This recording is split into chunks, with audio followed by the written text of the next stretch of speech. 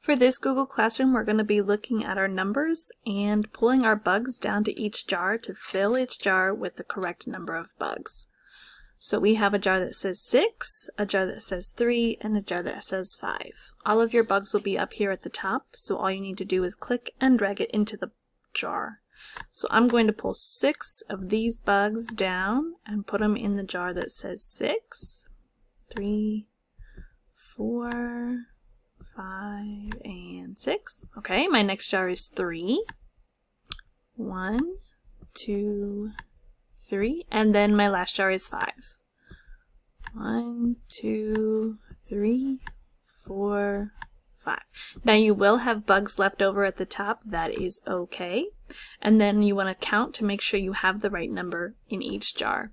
There are a couple of these for you to practice here on the side, and when you get to the next section that is blue, please watch the video.